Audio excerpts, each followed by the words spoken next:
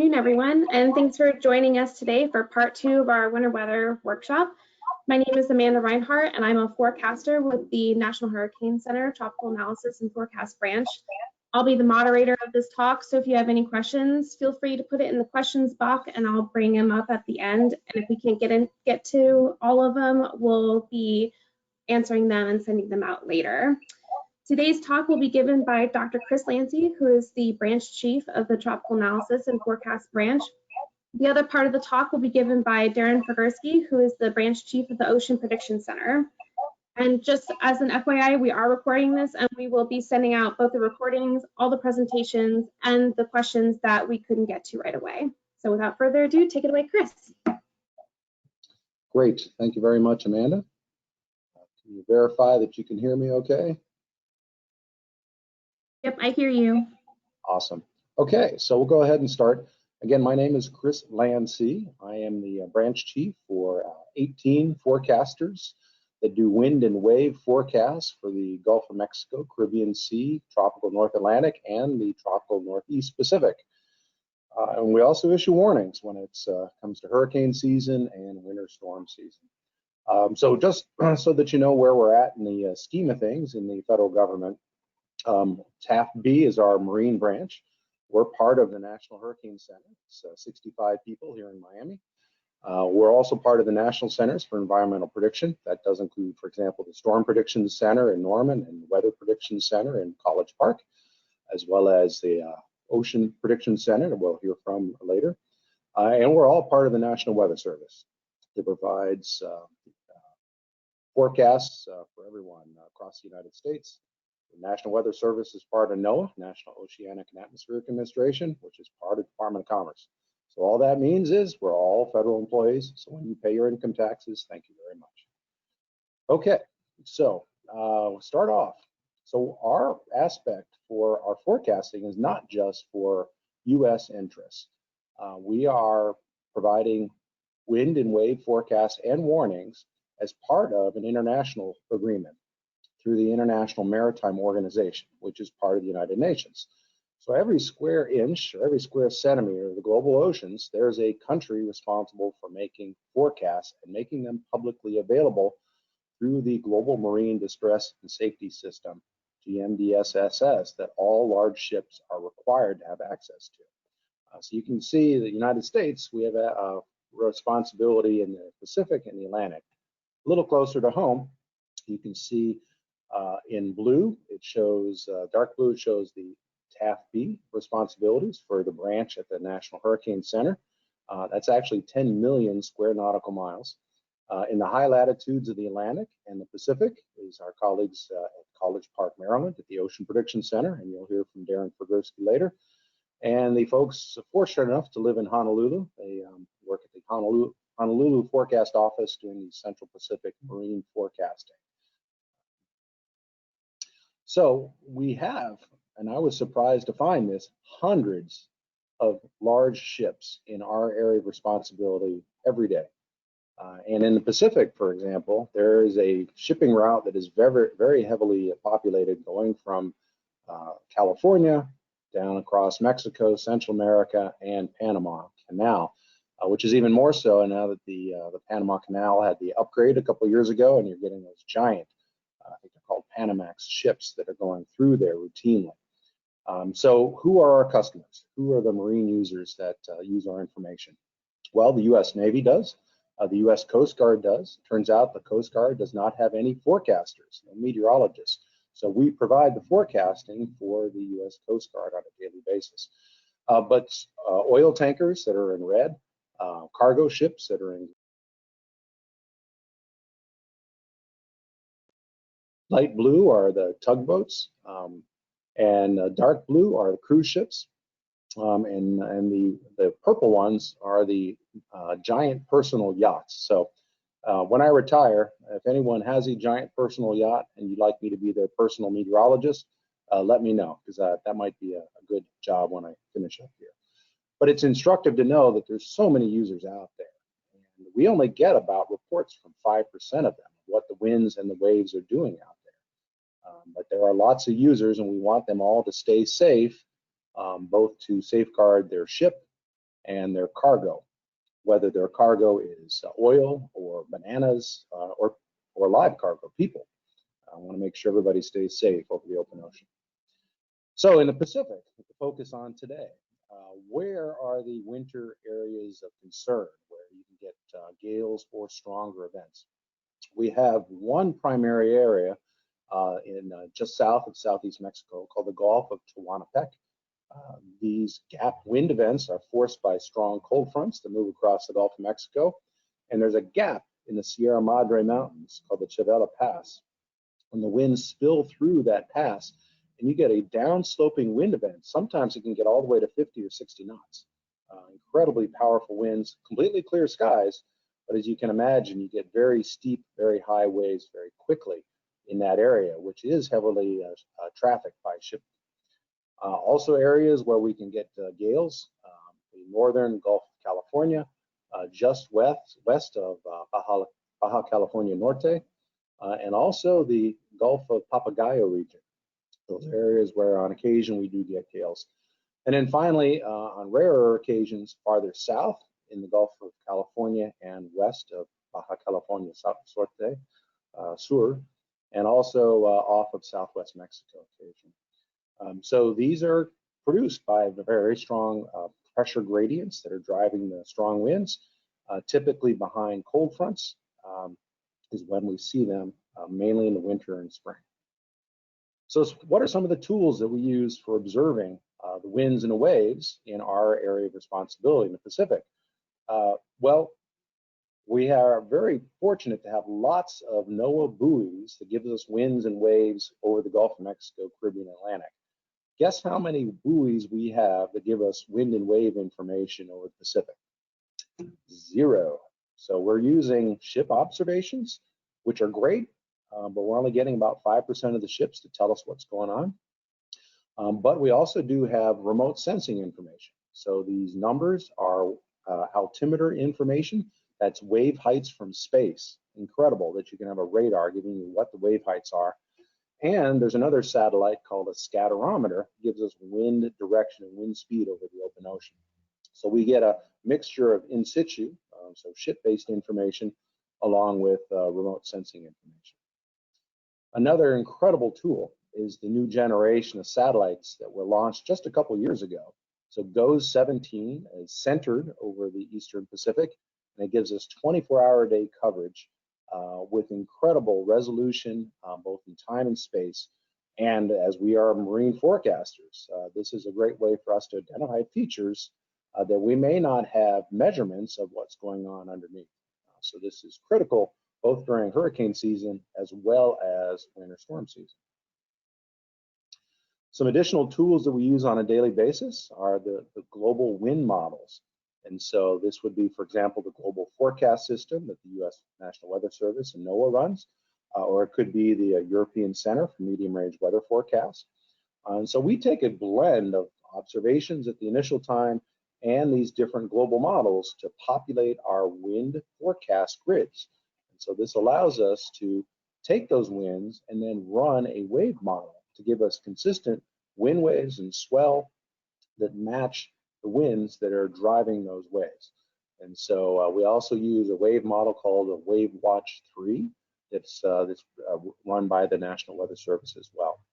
And so what you get from us in our products, our text, our graphics, and our grids that I'll get to, they are human-aided information. So it's not coming just out of a computer model. So we're doing value-added information based on the forecaster's experience and understanding of the meteorology and oceanography. You can't get that only out of a computer model. And then finally, we use workstations to put all this together. And our workhorse is the Advanced Weather Interactive Processing System, or AWIPS 2.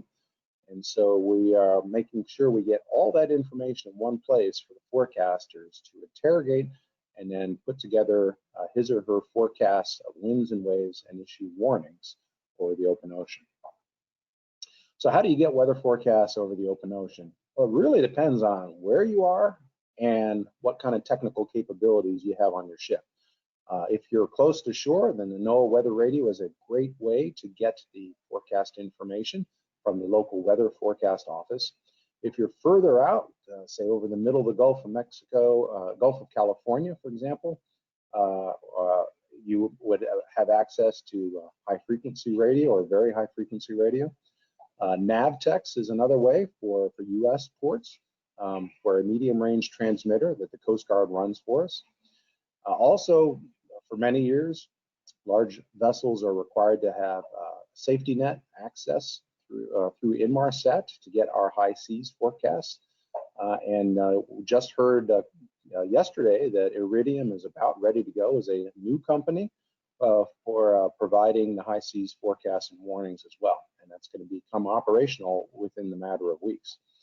Additionally, another way to get forecast information is by FTP mail. So using email if you have low bandwidth for accessing the internet. And then finally, we pioneered a marine composite page where one can get pictures of our winds and waves and warnings, but with a very low bandwidth. So if you have any internet access aboard your ship, then you could access it this way. So it really does vary. We know that cruise ships, for example, when they're running, everybody on board has high-speed internet on their phone. But if you're on a cargo ship, for example, many of them have no internet access at all. And so they're relying on radio fax graphics and the safety net for the text products. So we want to make sure that all mariners over the open ocean have access to our forecasts to help them make good decisions to stay safe. So a little bit about our products. So we do start off with a unified surface analysis. And so this is our weather map that we put together on a daily basis in conjunction with our neighbors at the Ocean Prediction Center, the Honolulu Forecast Office, as well as the Weather Prediction Center. It's also in College Park, Maryland. So we actually stitch this together every 6 hours to come up with a weather map. So let's just take a brief look at what the weather map is this morning over the Pacific Ocean. And so this was done at 12Z this morning. Fairly quiet right now. There's a big high dominating off of California. There's a weak trough south of Baja California Peninsula. There's an ITCZ and a weak monsoon trough, but no gales this morning. We would indicate that on the surface analysis as well. So we provide this every 6 hours, and it's the foundation for everything else. Before you can make a forecast, you have to understand what are the features that are causing the winds or the waves, whether it's tropical storm or hurricane during the summertime, whether it's a cold front or other meteorological phenomena. We have one main text product that we provide on a routine basis. Again, it's every 6 hours as well, and it accompanies the unified surface analysis. It's called our tropical weather discussion. So if we have any gale events, that's highlighted first. We want to have a discussion about what's causing a gale and how long might it last and what are its impacts. We also discuss the Pacific by region. So we split it up, and I'll just briefly show you how this looks from our tropical weather discussion. This is available on our internet page. So we talk about the offshore waters within 250 miles of Mexico. Then we talk about 250 miles off of Central America and all the way out to the Galapagos. And then we talk about the remainder of our high seas that go to 30 north and then down to the equator and then over to 140 west. So this discussion allows the mariner to get an idea of what's going on with the weather and qualitatively what could occur. For quantitative, we have our forecast products. And again, because of the variety of technology available over the open ocean, we provide text forecasts, we provide graphics, both on our internet as well as radio fax that are broadcast out by the high frequency radios that the Coast Guard runs for us, as well as our gridded forecasts of winds and waves. So one way that has been available for the last several years to access our information is with grids. And we provide grids of winds, both a 10-meter wind and a gust of that, significant wave heights and hazards, for example, gale warnings. And we do that to a resolution of 10 kilometers, it's 6 nautical miles, and that goes out through 6 days. And so one can access it through the National Digital Forecast Database, and we do encourage those that do have high technology available on board to access the grids directly. So with the grids are important because they serve the basis for everything else that we provide, our high seas text forecasts, our offshore zones, our graphics. And so everything falls out of our grids once we're happy with them as meteorologists of what we want to say on the winds and the waves and warnings. So the foundational text product that's been around for many years and will continue for quite a bit longer is the high seas. This is the one mandated by the International Maritime Organization. And we'll just take a quick look at what Forecaster had this morning. And so this was just issued by Eric Christensen, one of our lead forecasters. And fortunately, there's no warnings in place this morning. A little bit of wind and seas on the Gulf of Papagayo region. A little bit of winds and swell in the northwest corner of our domain, and a little bit of swell as well, a little bit farther to the west as well. This text product is tough to digest, though, and so it's something we provide for 25 knots or greater winds, or 8-foot seas or greater, and we do put the warnings in. It's issued 4 times a day. We understand, though, that text is sometimes difficult to comprehend, so we're putting more emphasis on graphical versions. We also have an offshore zone where it's detailed information in each of these polygons along the Mexican coast and the Central American coast and off to the Galapagos. So information at a more spatial resolution and more temporal resolution than our high seas. And we also have a nice GUI that allows one to interrogate it. So for example, we take a look at the Gulf of Tehuantepec.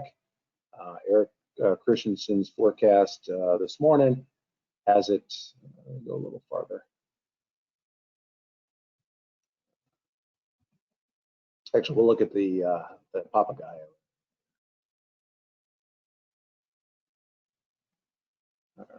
There. Okay, so for the, well, we'll just look at the Galapagos. I'm having trouble showing this so everybody can see. But you can see it goes from today all the way out through Tuesday night and details about the winds and the seas.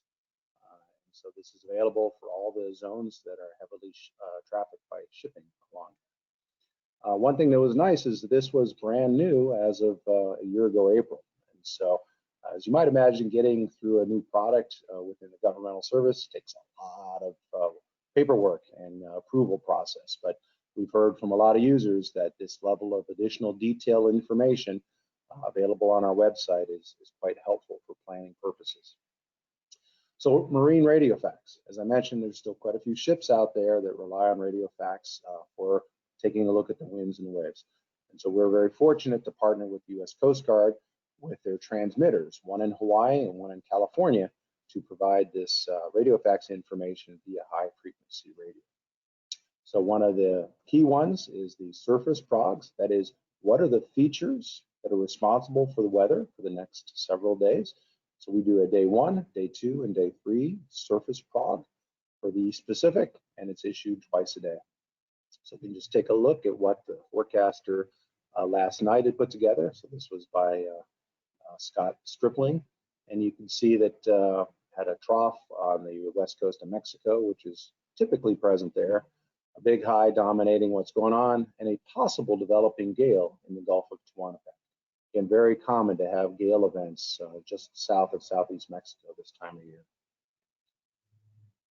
So another forecast graphic that's available radio facts and the internet is our sea state. That is, what are the significant wave heights across our area of responsibility, and what is the dominant wave direction, whether it's a wind wave that's the dominant wave or whether it's a swell. You can see in this case an example from a couple days ago, a peak of 10 foot just in the Gulf of Tehuantepec. Wind wave forecast. So what are the predictions for the next few days? Again, we provide day 1, day 2, day 3 forecasts of the winds and the waves. And this is a 10-meter sustained wind and the significant wave height. And just take a quick look at what Scott had put together last night.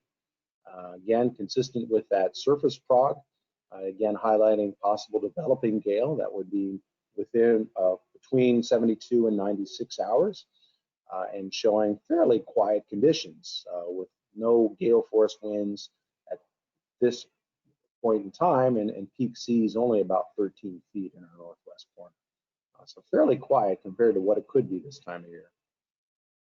And then another one that's provided routinely is the wave periodicity and direction. So again, showing the most energetic wave, whether it's a wind wave or a swell, and what direction it's coming from. In this case, the dark colors indicate a long period of wave, so a swell, and the blue colors, the cooler colors would indicate a wind wave with a much shorter period swell. And then during the winter time, we provide one additional graphic that we did because there was a window in the radio fax transmission time where we could put an additional product. And we call it the high wind and seas graphic. Basically, it's a 48-hour snapshot of any warnings that are in place in the East Pacific. And this is updated 4 times a day. During the hurricane season, we switched to one that's focused on tropical cyclone, tropical storm force winds. So those are the key products and services that we provide in the Pacific. It's a little more limited compared to what's available in the Atlantic, Caribbean, and Gulf of Mexico, because there's no NAVTEX that we issue in the Pacific, and there's no VOBRA that we issue either, voice broadcast. So one important aspect to our operations is the interactions with the U.S. Coast Guard. So we provide for them by mutual agreement forecasts and briefing support. So last year, we provided 54 spot forecasts, several of which were in the Pacific Ocean for District 11 in Alameda, California, or District 14 in Honolulu, because some of their area in District 14 overlaps our area east of 140 west longitude. And so they might ask for this for a ship in distress, could be a missing vessel, could be a person overboard, could be an oil spill, could be legal issues that they're doing that we don't know about, but they need a weather briefing information. Whatever kind of incident they're responding to, where their cutters or their helicopters or their C-130s are involved, we can assist them in finding out what the weather is and will be. Lastly, we've been trying to provide more information via social media, primarily by Twitter. And we started last winter providing automatic tweets whenever there is a gale warning in place. And so that's been a success in providing another way to get information out to the mariners. We also are doing manual tweets when there's weather of interest. We're trying to build on this information because it's a good way to, again, to get information out about hazardous weather immediately. All righty, so just to wrap up then, we're 18 men and women in our tropical analysis and forecast branch. A lot of experience and talent goes into these forecasts that are provided 24 hours a day, 365 days a year. And we're looking forward to interacting with the mariners as needed to help you by keeping you safe. And we actually have a phone number you can call. So any time of day or night, 1-305-229-4425 for anyone in the Eastern North Pacific, from essentially the equator to 30 north, east of 140. And as Amanda mentioned earlier, we'll be providing these this recording as well as the PowerPoint within a few days of today's event. Thank you very much. All right, thanks, Chris. There's one question for you. I think we can get to it pretty quickly before we hand it off to Darren. Is it possible to get information directly from buoys? What media would be required? Well, the best way that I do it on land for getting information from buoys is by the internet. The National Data Buoy Center has a wonderful interface for getting buoy information in real time. And so that would be my suggestion. That would be the best way to get it. All right. All right, let me hand off to Darren. Thanks, Amanda. Hang on one second.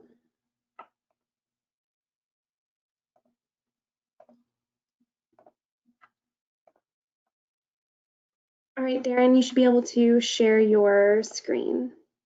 All right, very good. Okay, Sure we got that right. take So it my away, screen, Darren. all right, my screen is being shared. And if I can lower this webcam here, I'm going to try to get into the presentation. Very good, here we go. All right, so I wanted to say thanks everybody for the time that you're taking today to spend a little bit of it with us, to learn a little bit more about what we do and how we work to serve you every day.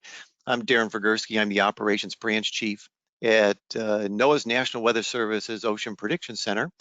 And the Ocean Prediction Center, as well as the National Hurricane Center where Chris works and where Amanda works, are all part of the National Centers for Environmental Prediction.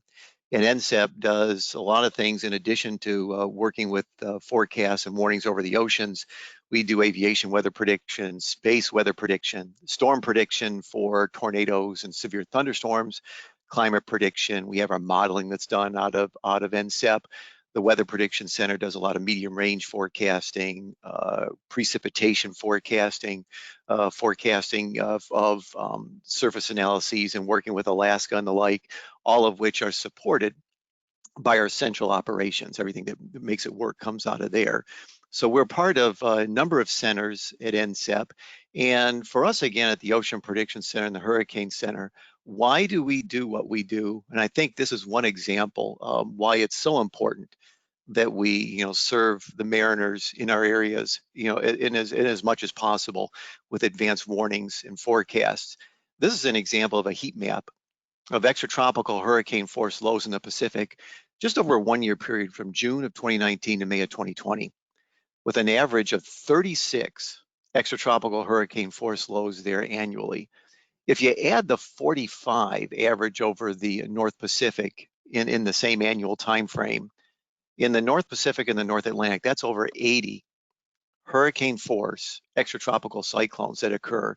Now, this year was a really, really busy year in the Atlantic for tropical cyclones. That we've got well into the Greek alphabet, and probably got I couldn't count how many, maybe into the 30s, I guess, if I was able to count right, late high 20s or low 30s.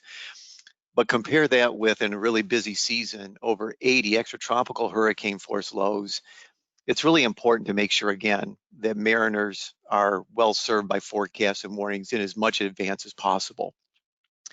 And that doesn't mention all the storm force wind warnings that we issue, all the gale warnings that we issue, which ends up upwards of 5 figures when you have all the number of warnings that we issue on an annual basis, to also include freezing spray warnings. And here's another example of why it's so important. At the Ocean Prediction Center, we get alerts of things from the National Geospatial Intelligence Agency. And many of these can be cable laying or derelict vessels or rocket launching. But unfortunately, on occasion, we do get notified of vessels in distress, or people overboard, or things that are missing, or distress signals that are observed and heard about. And while all these may not be due to weather, many of them might be. And in this just one period in March of last year, there were 18 known such events over a period of 5 days. Again, really important to avoid the bad stuff. And if you want to have another example of why it's so important that we do what we do, a recent case in late September in the North Pacific with a hurricane force low going into the Gulf of Alaska with 40-foot seas. There was really good ship avoidance, as you see on the left side of the screen, courtesy of some Sea Vision software that we have access to through the Department of Defense. Many of the ships were avoiding the worst of the weather, but unfortunately there were a couple of vessels that may have been pretty close to being in, kind of harm's way. And so it's our goal to make sure that mariners are informed in as much as possible so they can practice avoidance and make sure that on their voyages, wherever they may go, they can do it safely for their vessels, the cargo, the people on board. So what we do at the Ocean Prediction Center, we issue over 150 products each day, and Chris described many of those. And at the Ocean Prediction Center, we do the same thing. We have surface analyses, 500 millibar charts going out to 96 hours, surface charts in the RadioFax format going out 96 hours, wind wave charts, wave period charts. We do charts for current conditions, or wind waves, as well as sea state analyses over the broad ocean once a day, along with our marine weather discussions, offshore waters forecasts. Navtex, Vobra things more oriented toward the coastal areas near the EEZs. And then we do our high seas forecasts, which covers in the Pacific, north of 30 north, out to 160 east, up into the Bering Sea. So over 150 products each day. Some are automated, but many of these are done manually by forecasters 24 hours a day, 7 days a week, 365 or 366 days a year. We also do a little bit of analyses in the Arctic, and we do a subset of the Arctic with virtually the same suite of products. And I want to mention that the National Ice Center, the NOAA component of the National Ice Center, has just become a branch under the Ocean Prediction Center. It's called the Ice Services Branch. And the U.S. National Ice Center is a tri-agency entity, which involves the U.S. Navy, the Coast Guard, as well as NOAA. And the NOAA component there just joined the Ocean Prediction Center back earlier in 2020. And we believe the goal really fits with the mission of the Ocean Prediction Center overall to provide good forecasts and warnings for winds, waves, and ice, particularly with a changing climate in higher latitudes. And their work with our Ocean Forecast Branch to provide decision support services in the future, I think is really going to be a benefit to mariners traversing those higher latitudes. As Chris also mentioned, we do provide gridded forecasts, which are very specific forecasts every 3 hours going out about 2 or 3 days, then every 6 hours going out to 7 days of conditions such as winds, waves, and hazards over the open ocean. And at the Ocean Prediction Center, we're really working hard with a small but talented development staff and trying to work with our workflows to fill out the areas over the North Pacific as well as the North Atlantic to provide these gridded forecasts beyond basically right now what we're doing at the Ocean Prediction Center, the 250 mile or so areas of the EEZs essentially off the west and the east coast. But these are things you can find at the websites noted there. And again, very specific forecasts that can provide a lot of detail, a lot of good decision making for any voyage you're trying to make. So how do we do what we do? I think it's important that as a forecaster tries to start assembling a forecast, it's important to know what's going on currently in the atmosphere. What I show on the left is an example of a visible satellite image. So if you were up in space 22,500 miles above the surface of the Earth, and if you could breathe, this is how you would see the clouds over the North Pacific back on January 24th of 2020 around 00 UTC. Really strong low pressure system over the central North Pacific with a front to the southwest, other low pressure centers over the western Aleutians and several over the Gulf of Alaska. Forecasters at the Ocean Prediction Center will look at these satellite images to find where the main features are. And then we'll also use, as Chris described, satellite data from altimeter passes. These are things that through polar orbiters help us understand how high the seas are. And in this case, on the right side, with a very strong low pressure system, kind of in a comma shape, a curlicue comma shape, the swath here, the hotter colors represent the higher seas, 59-foot seas, as observed by satellite during this time right near or close to the center of the low pressure system. In addition to getting satellite data from the waves, we also are able to get scatterometer data, is what it's called, from satellites to help us assess what the winds are doing. And here's a case off the Pacific coast back in November of 2019. The gale force conditions are in the hotter colors, gale force in yellow, basically storm force in brown, and hurricane force conditions in the bright red. And you can see off the Oregon coast, low pressure center in the lighter winds with the circle, and strong hurricane force winds out to the west side of that. And so again, forecasters can assess the conditions via the satellite images to help us get a sense of what's going on right now. So we understand how our warnings are verifying. Do we need to update our forecasts at all? How we need to expand our warnings in space and in time. From our understanding of what's going on currently, and not to mention the buoy observations and the ship observations we get, we then start to look at model guidance. And here's an example from just a few days ago of basically 54-hour to 64-hour forecasts in time of the global forecast system in yellow, and the European Center's medium range weather forecasts in orange. And you can see by and large, the positions of the low pressure systems from both models are generally the same, but with some slight differences, maybe a couple of more lows in the North Pacific from the ECMWF as opposed to the GFS, and maybe a couple of variations in location. But with the knowledge of the current conditions that the forecasters have, the forecaster can assess what model is doing the best with things right now. And using their expertise and maybe some rules of thumb that they've acquired over a long period of time, they can then look at, trying to follow the forecast that's most apt to take those current conditions and extrapolate those out into the future. This is, again, forecasts of lows and highs, constant pressure, and we do the same thing with waves. The ECMWF wave forecast in the orange, the Wave Watch, basically an offshoot of the GFS, in green. And you can see where the higher waves are, very similar kind of output of what the higher waves would be south of the Aleutians over the central North Pacific. Some similarities also as you get south of the Gulf of Alaska, both models showing fairly low waves at this time over the Gulf of Alaska proper. But we would do the same thing looking at the wave forecast to try to get the best depiction of the waves that we can for you. I wanted to kind of mention also the observations and the importance of those. And the reason I bring that up is because we don't have very many at any one time ship or buoy observations out over the oceans. As Chris mentioned in part of his area, they're basically zero buoy observations. So if you're ever out on the open ocean, getting a ship observation is extremely important. And here's an example of why. And what I'll orient you on this screen, this is over the Atlantic. Nova Scotia is to the upper left of the screen. Here's a strong storm system here with the center of the low there, a front with kind of the lines of clouds going to the south. And this observation here from a vessel in a kind of a tough situation to be in showed a northwest wind of hurricane force 65 to 70 knots. And what made this observation so important to the forecaster, and not to mention, just knowing that we have winds this high, is because the difference that the observation had against what was verifying from the model at the time. And so the current condition of the model, while it was really close, on the satellite image, the low is probably here as I'm moving my cursor, but the actual model forecast had it actually just to the southwest here. And the counterclockwise circulation of low with where the observation was from the model forecast had a forecast of southeast winds as opposed to northwest winds.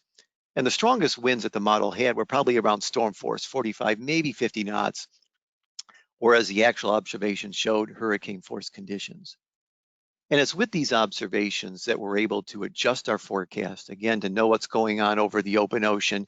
It's really important to get these no matter when that you're out there.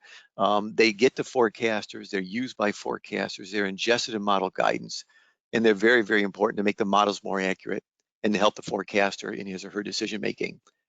And I wanted to show this. I happen to be the chair of the WMO IOC GOOS ship observations team, GOOS for the Global Ocean Observing System, ship observations team.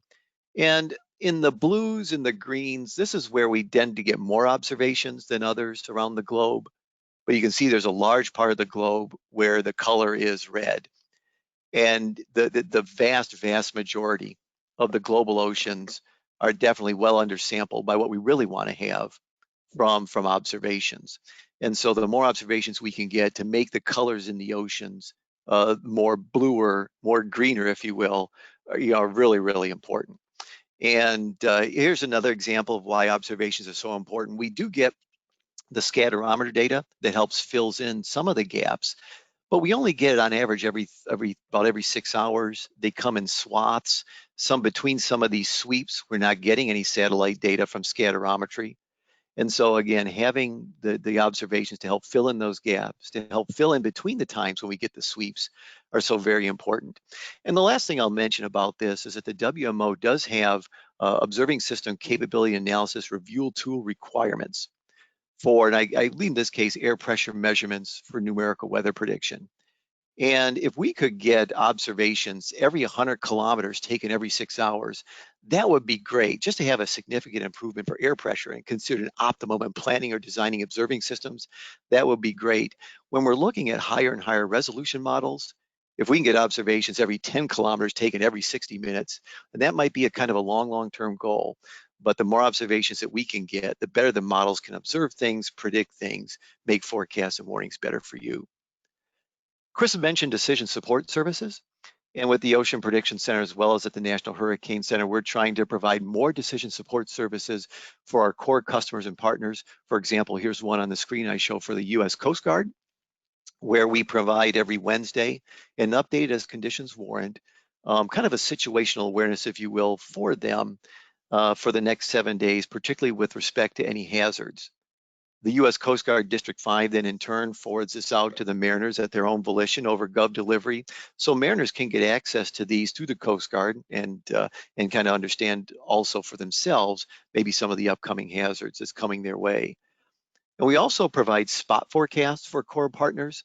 So unfortunately, if there's an instance that comes up with a rescue or recovery that's needed, we can assist the U.S. Coast Guard or the U.S. Navy with these spot forecasts of conditions in a local spot to help the Coast Guard understand what the vessel may be impacted by, as well as what the rescuers, the Coast Guard crews may have to prepare for as they go on their missions. And on the right side, we have an example of a news release where the Ocean Prediction Center provided decision support services for the Coast Guard and others in support of getting oil from a shipwreck back from World War II. And the oil was seeping into the ocean. They wanted to get out of that vessel that was seeping as much of the oil as they could for environmental reasons. We were doing support for them, and that's going to be a growing mission of the Ocean Prediction Center in the months and years to come. Chris mentioned some of the possibilities from our National Digital Forecast Database, our gridded data, an image on the right that people might be able to get from the gridded forecast databases on the left. Some products that we might be able to do in the future, things like hazard end times and beginning times, so that people can make better decisions of when maybe the winds from a gale or a storm or a hurricane force system may impact you. And we also probably will have the potential to have these gridded database included in vessels electronic chart and display information system, or ECDIS, because it should be in a form that can be downloaded right into that. And so again, another helpful tool for mariners going over the ocean to help for planning and decision making. I wanted to address kind of a little bit the future of high seas forecasts. And right now at the Ocean Prediction Center, since our gridded database doesn't fill the full basin, our forecasters do spend a lot of time typing the actual high seas forecast by hand. In quiet weather, relatively quiet weather, it might take us an hour or a little bit longer. In really busy weather, such as what we're facing now in the typical winter season, it can take upwards of a couple of hours to type that whole thing out. And I think in the long term, what we want to do is try to make the high seas forecast shorter, much more specific, maybe in a polygon type of oriented format, much like the NGA alerts like I showed earlier. That's something that we're working on. But another thing that we might also try to do in addition to that is maybe try to develop some sort of like a polygon format where a mariner can understand basically the general area where the gales are going to be, where the storm force conditions are going to be, where the hurricane force conditions might be out in the future. And while we'll still continue to put out the text in some format, the graphical representation might make, again, for better decision making. And why is that necessary? I think so. The need to serve mariners with 21st century information, I think, is really, really vital. And we'll continue again to do radio fax charts for a long, long time. We'll continue to do high seas text for a long, long time. There's no plans to get rid of any of that stuff. And we know it's so important for low bandwidth operations. But we realize there's a growing sophistication out there in the marine environment. And I use this GFS, Global Forecast System, 52-hour forecast as an example.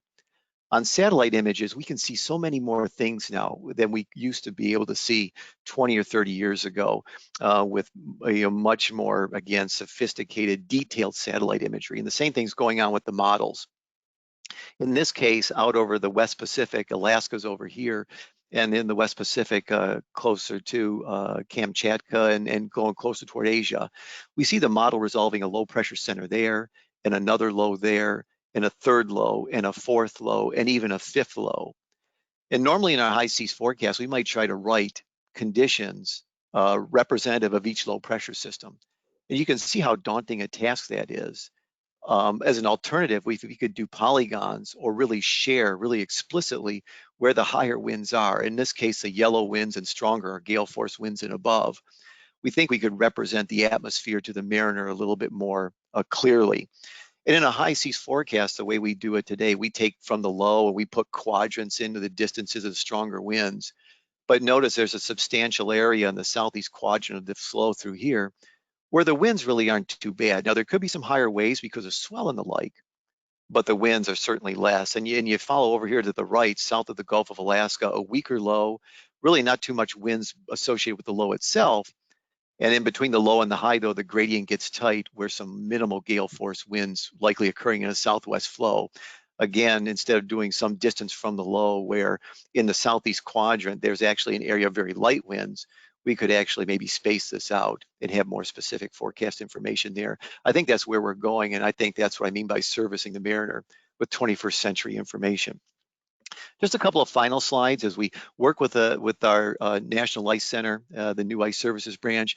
We're going to be doing more and more forecasting and decision support at high latitudes because of the vulnerability of vessels that are going there with fewer places to port. Again, the high vulnerability of things up there, especially if you're well away from land and well away of services. We need to make sure that people are safe up there from winds, waves, as well as ice developing, moving, and the like. We're going to be doing more of that. And like Chris noted, we do have a social media presence. Our Facebook post or Facebook link is there, along with our Twitter handle, and the forecasters at the Ocean Prediction Center do a great job at sharing information on hazards, as well as some upcoming items of interest, such as storyboards on things that's going on over the the North Pacific. Like recently, we've done something on the recent high seas forecast climatology for hurricane force systems over the North Pacific. So with that, I'd like to thank you all very much for taking the time that you took today to spend a little bit with us. And I also want to mention to you and yours, whatever you're going to do this upcoming holiday season, as well as we approach the new year, I hope it's safe for you. I hope it's prosperous. And thank you very much for your interest in NOAA's National Weather Service, the Hurricane Center, the Tropical Analysis Forecast Branch, and the Ocean Prediction Center. Amanda, back to you. All right, thanks, Darren. We have a couple of questions for you and Chris. So let's get started with that. The first question is from Kirk Hackler. He said, is there a predictable relationship between La Nina and storms in the Pacific and the Atlantic?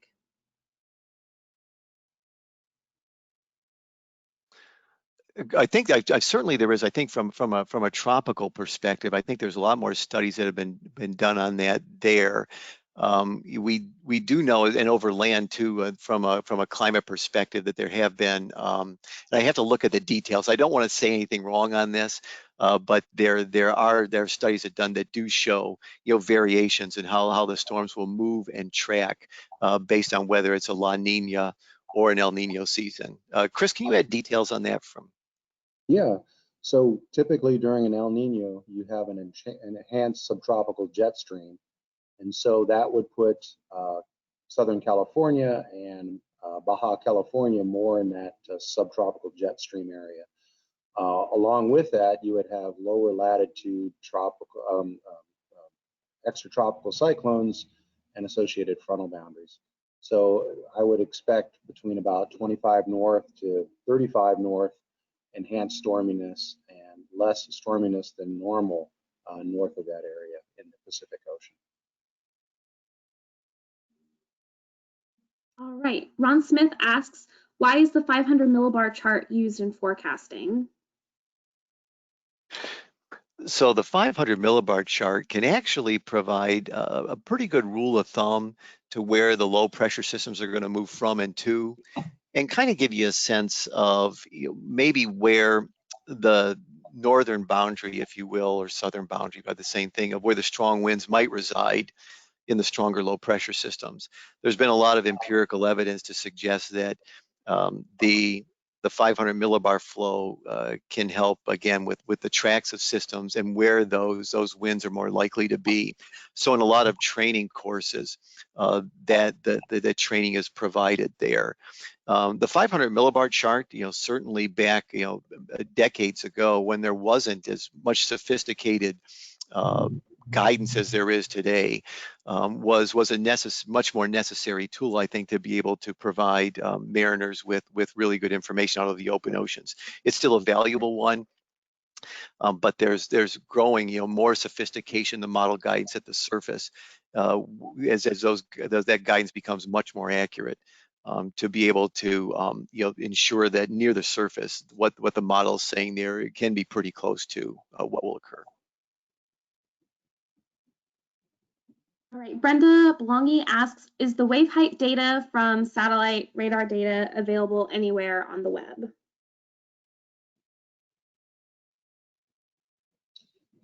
Yeah, the answer is yes. So you go to NESDIS.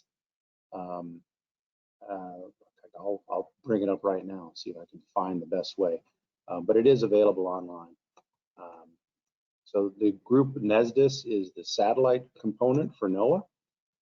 And so, all right, I just Googled NESDIS. Okay, yeah, so if you Google NESDIS, N-E-S-D-I-S, altimeter, then the first thing that comes up would be the altimeter data that's available online. And so that's real time. And so it's just a line of wave values, but it's again, it's very accurate to within about a foot, and it's from a constellation of several different satellites. So as forecasters, we get that into our workstations, those AWIPS machines.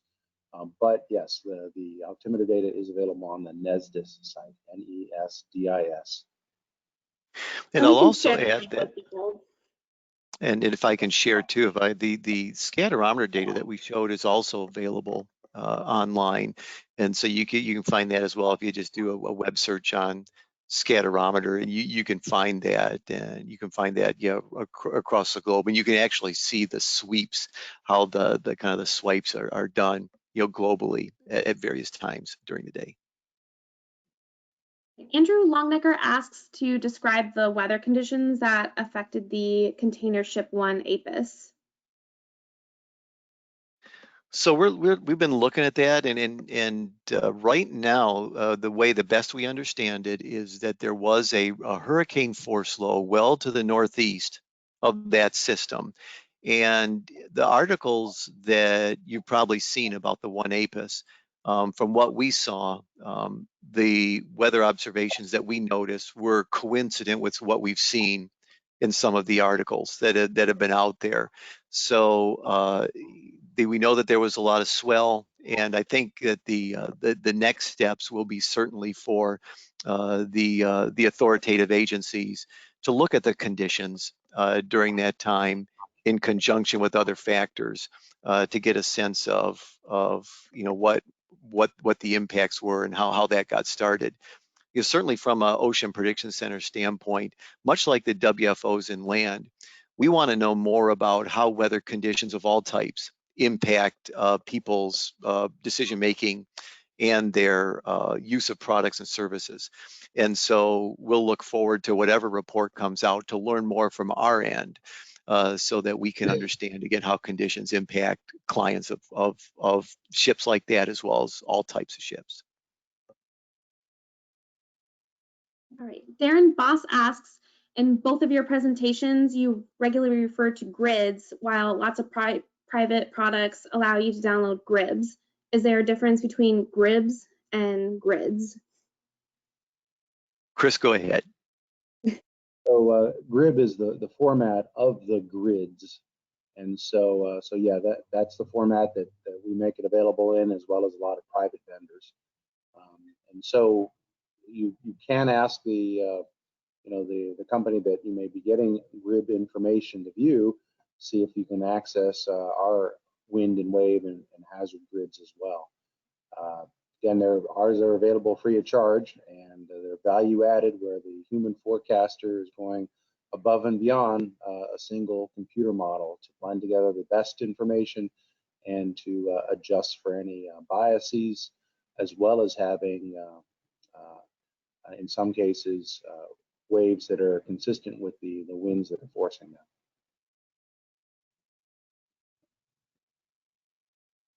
All right. Cedar asks a two-part question. The first question is, do you find that weather and climate prediction is becoming more complex due to global climate change? If so, in what ways is it more challenging and how will it affect mariners? Well, down in the low latitudes, I don't think we've seen any significant effect of climate change on day-to-day winds and waves over the Pacific or the Atlantic or Caribbean.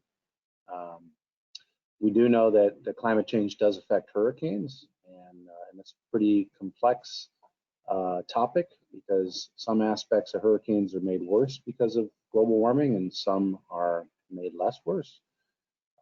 And so it really depends on, are you looking at numbers of storms which may go down because of global warming versus the strength of hurricanes, which may go slightly up. And of course, waves, summer and fall in our area are mainly caused by tropical storms and hurricanes. But I don't think we've seen forecasting become more difficult for it in our area of responsibility. Haven't really noticed any big changes in winds and waves or storminess because of global warming. And going over the North Pacific and the North Atlantic, one thing to keep in mind is that forecasters really tend to focus on conditions over the next few hours to about 7 days out. And so, climate change is a much broader predictor or a broader influence over things over a much, much longer period of time. I think from a forecaster perspective, what I've noticed that makes maybe the forecasting process a little more challenging is kind of some of the images I described earlier, where we can just see so much more in the guidance, in the satellite data, than what we ever could see a decade or 2 or 3 ago. And so in our efforts to provide the 21st century information to mariners in a much more specific way, it challenges us to be able to do this in ways that we try to do in a concept from many years ago, but need to try to do the things today. So as an example, you go back 20 or 30 years ago, we might have been able to analyze maybe 1 or 2 lows in the North Pacific or the North Atlantic, whereas now there are 4 or 5 or 6 out there, all of which are having an impact on customers with their local variations of winds and things. And so, I see that really as the big challenge, to be able to take all the data that we get and package it in a way that it's useful to the customer. And we're working on that. It takes us a long time to evolve because not only do we have customer needs, but we have international requirements they have to change at the same time. And so we need to make sure that we stay within those international constructs, yet again, try to provide better information. And like I say, we're working toward it, but that's probably the biggest challenge. We can see so much more and we want to convey more, and it becomes as challenging. That actually leads very well into the second part of his question. Is NOAA looking at introducing AI into their modeling in the future? We are actually working on that. There are AI initiatives in NOAA, things that are probably a little bit beyond me, my understanding. Sometimes I tell people I have enough information technology to really be coincident with the chair I'm sitting in, but there are a lot of AI initiatives out there, and we're working toward trying to harness some of those initiatives and get those into our processes, into our development. Some of this still take a while to realize the benefits of in our forecast operations and eventually to you as a customer. But yeah, definitely know that's something that we're looking at, not just with the Weather Service, but with the whole broader NOAA, partners with the National Ocean Service and Ocean Atmospheric Research, and our partners at NOAA Satellite and the like. So it's a good question. Thank you for that. All right, do you guys want to continue or should we get to the questions later? Well, We're at 1 o'clock. We have about 4 more. Yeah, why don't we keep going? Okay. Rob Murray asks, are you investigating any service to reach low bandwidth message-based systems like Garmin's inReach? They are very common on smaller boats and are very affordable SATCOM devices. Chris, I don't know much about that particular type of system. I do know that we want to make sure as an agency that we're going to provide the information in all sorts of ways to the customers, not just more sophisticated grid type technology or grid type services that may take a little bit more bandwidth to download, but we need to continue the low bandwidth stuff. I am not familiar with that specific thing. I don't know, Chris, if you have a suggestion at all. No, I'm not familiar with that, but I'd be happy to follow up. If you could send me an email, I will check with our communication experts up in Silver Spring. So my email address is chris.landsea, LANDSEA @noaa.gov. But yeah, we can follow up and find out. All right, he also sent me his email, so I'll pass it along to you, Chris. Lauren Asile says, do you have a good webinar or training for reading WeatherFax info and isometric info? Not that we have yet, but that sounds like a good project for us to try to take on over the next year. That would be a fun thing to do, is a little webinar or an educational module that we can have for diagnosing the radiofax graphics. That's a good idea. And I'll also suggest that there may be, other entities out there that can help with that as well. There's some academic institutions for mariners around the nation that may be able to provide some of these similar services through their classes and the like. So that could be something to investigate as well. But it's a good idea to share a little bit more about how one could interpret the radio fax. Again, there could be some academic institutions around the country that could help too. All right, Ken Buckley asks, is there a way to provide weather observations when we are on passage? So if I can talk a little bit about the Voluntary Observing Ship Program. To join that, if you just do a search on National Weather Service VOS or Voluntary Observing Ship Program, there's a lot of information there on how you can provide official observations through that program. We are looking through the ship observations team of ways that I would call the independent or third-party class of VOS can become more involved. That's a new class that's out there, and we're gradually working on trying to develop the requirements on that one. But you could think of it like crowdsourcing, and that's kind of the conceptual idea of that. But right now, the primary way would look at VOS. Also for other vessels, if you're doing things like trying to sample the ocean itself, there's ships of opportunity that's out there. And there are a few actual vessels that do upper air soundings, mostly over the North Atlantic and a little bit of the North Pacific, far northern parts of that. But they do upper air launches of balloons from their vessels. It's called the ASAP program. But for those that are going to do more of the traditional weather-based observations, look up the Voluntary Observing Ship Program. Okay, Zachary Street asks, can you briefly discuss any tools available for extended prediction 5 to 10 days out? Yeah, well, one of the tools that we're trying to harness more often is using what's called ensemble prediction systems. So instead of having a single best computer model, instead have several or even dozens of similar runs. And if you have skillful realizations, you can blend them together to come up with the best answer. You can also use it to come up with probabilistic information. So for example, if what you care about on your ship is 50 knot winds, we could have an ensemble of global models that can provide that information probabilistically. So 80% chance of those winds, 50 or 10%. And so one of the challenges that the global modeling systems have had thus far is the ensemble techniques don't really provide enough spread or uncertainty compared to the real world. And so what we've noticed with some of these probabilities, they kind of go from 0 to 100 real quick. And in the real world, that doesn't happen that way. So what we provide right now during the winter time is all deterministic, exact forecasts. But that is something that the Weather Service as a whole is aiming toward, is providing more probabilistic guidance. So, and that would be key is to use these ensemble techniques for multiple runs of global models.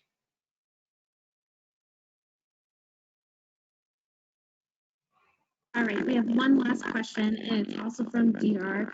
So would you comment on or provide some sort of indication of what mariners can expect as an error rate in our forecast predictions? No specific figures necessary, but just, talk about the topic of expected prediction error. So I'll share from our verification that we have at the Ocean Prediction Center, and these are just looking at the analyses that we do for the hazards, for the gales and the storm force and the hurricane force conditions, that over 80% of those, even going out like 48 hours and 96 hours and 72 hours, are virtually spot on. And then we have a under prediction rate of maybe about 10% and an over prediction rate of about 10%.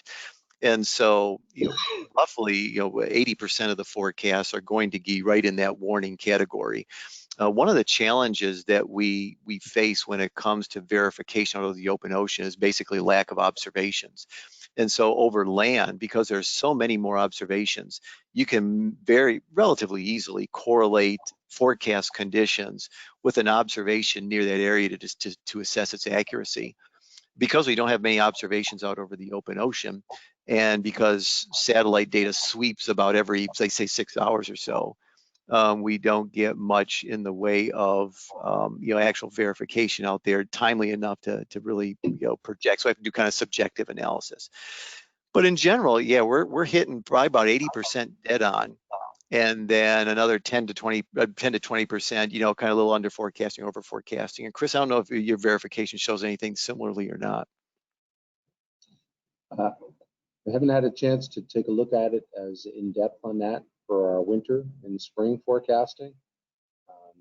And for the hurricane-based forecast that we also do at the Hurricane Center, when you're trying to forecast, for example, the peak winds in a tropical storm or hurricane, get about an error of about 8 knots at one day, and it goes out to an error of about 15 knots by day 3 and 4. And so that could be pretty substantial. Most of the time, though, we're hoping that mariners are staying well away from any tropical storms and hurricanes. But we understand that mariners are trying to save fuel costs and get from point A to point B as safely and as quickly as you can. So that may mean skirting on the periphery of even a strong hurricane. But yeah, the errors can be substantial when you're dealing with the hurricane peak winds. Okay, and one last thing. Torsten asked, earlier about, getting information directly from buoys. Do you guys know of any way you can get that information from buoys besides the internet?